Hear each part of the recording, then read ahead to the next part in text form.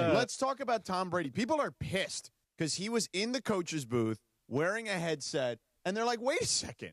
Like, the NFL just absolved him of any issues, right? Like, where he could, because he wasn't allowed to be in the coaches' meeting. So for people that don't know, when you do a football broadcast, well, pretty much any broadcast, but like when you do a broadcast, you get time with both teams and their coaches, sometimes even players. Yeah. Okay?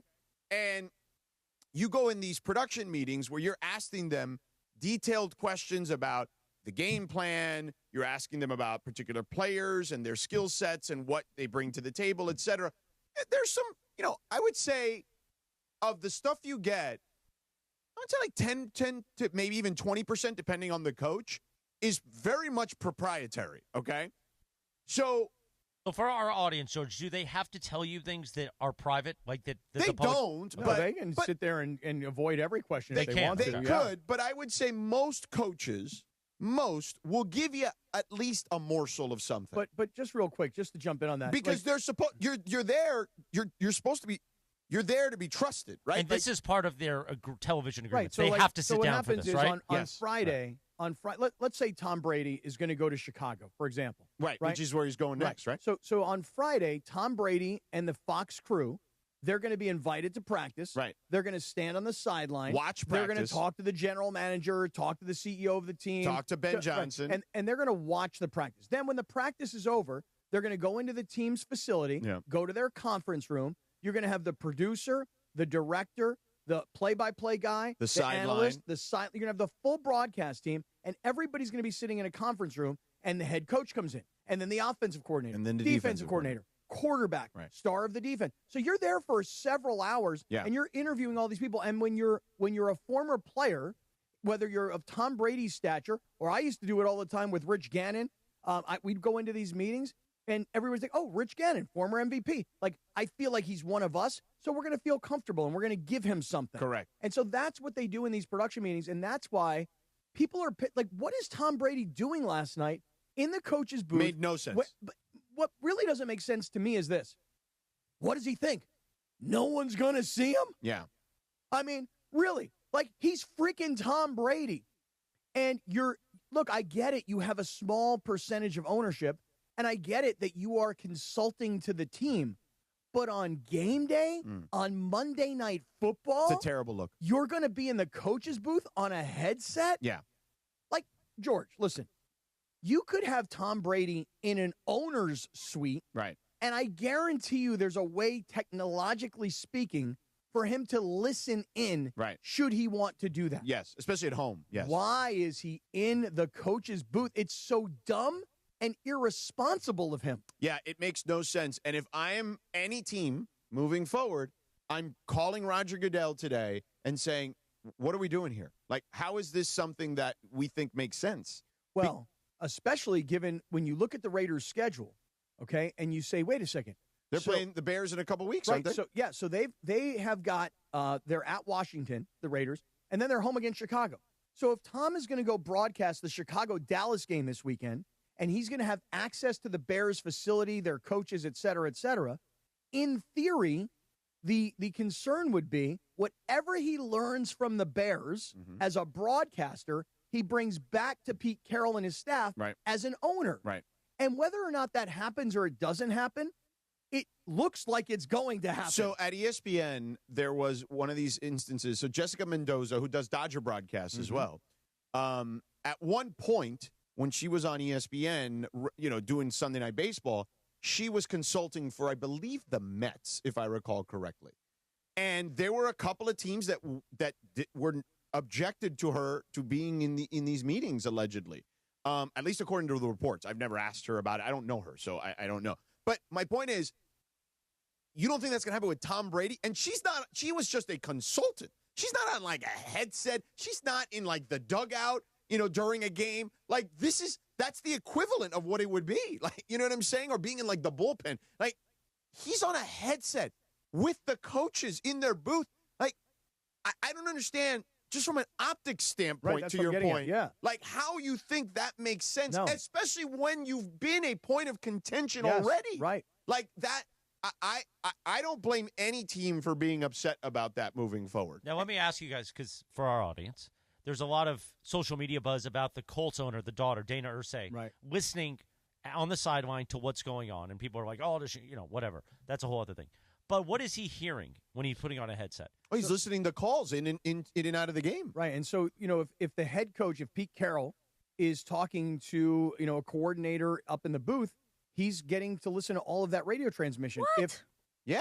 That's all what he's listening to. I was just curious because I remember at the beginning of the season they lifted some of these restrictions that they had on him because last year, for fairness' sake, they were like, well, you can do this but not this, and these meetings and not those.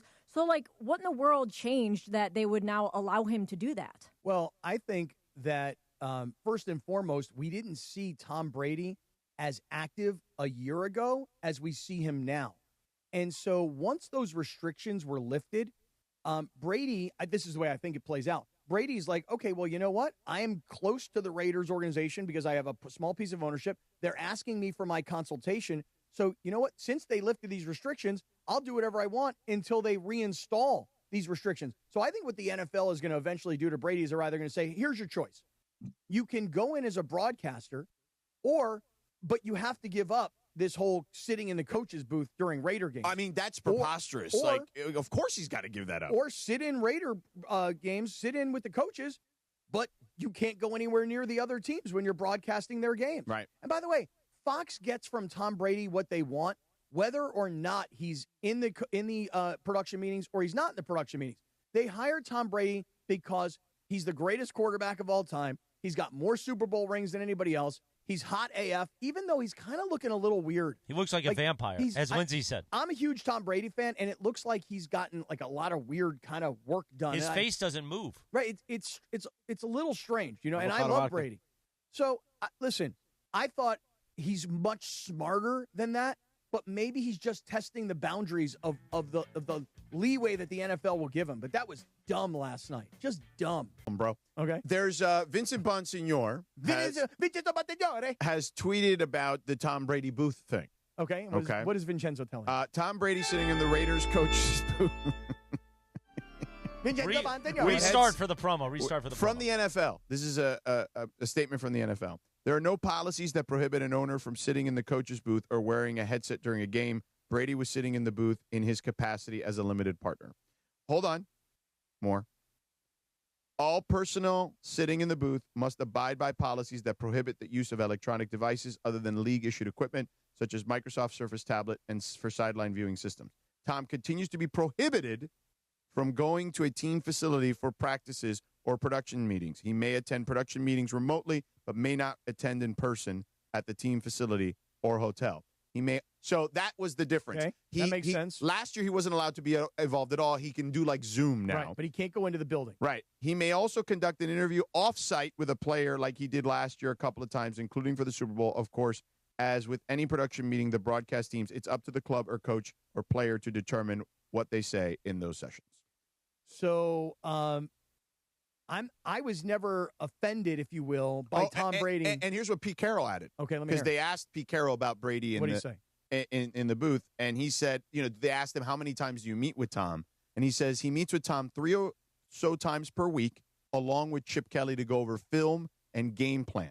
Oh no, sorry. Pete Carroll said reports the opposite, that Tom Brady meets with him 3 or so times a week, along with Chip Kelly to go over film and game plan. Is, quote, not accurate. Now, he didn't deny it, but he said, but that's a loose thing because you said, they probably asked him, hey, Pete, they say you meet with him 3 or 4 times. And he said, well, that's not accurate. Doesn't mean they don't meet. He didn't say they don't meet. We meet twice. It could be 10 times. Right. It could be twice. Right, exactly. But I'm not so offended. the league has said he still can only do it via Zoom. I'm not offended by Brady, the minority owner, being in the coach's booth during a game and listening in and trying to lend his expertise. I'm offended by Brady, the broadcaster, doing it so blatantly, given that the NFL had relaxed their Brady rules. But if you're now saying that the report is that the rules are he still can't meet with anybody in facility, can't go into their buildings, etc., then you know what? I retract it all. And Tom Brady in the booth as a coach, as a consultant, I got no problem with that then. As long as Brady is not given access to the Chicago Bears, as an example, and their facility. And watch practice, right, yes. Because that's who the Raiders are going to be playing here in about, I think, 2 weeks. Yeah. So, wow. Interesting. So then when he's up in the booth and he's got the headset on, what is he listening to? He's listening to the calls. So he's doing what Irsay's daughter is doing, trying to observe his coaching team because he's an owner. But I would say the difference is him being involved in a broadcast changes the dynamics some. Because here's the thing. Even on Zoom, even though he's not in the facility watching practice, he's still going to be able to ask questions of these coaches and players, and it's up to them to give him certain access in regards to their commentary to him. Right. It's a choice by the coach. The owner of the Colts, Irsay's daughter, is not talking to teams on a weekly basis. No. So if you're a team and you're on one of these Zooms and he's asking you questions that you think could give the Raiders a competitive advantage, then what do? You don't answer it? You don't answer. You go, hey, you know what, Tom? I don't really know. I'm not sure. Call him a scumbag to his face. I wonder if they're like, don't you wish you knew, Tom? Yeah, not going to tell you that.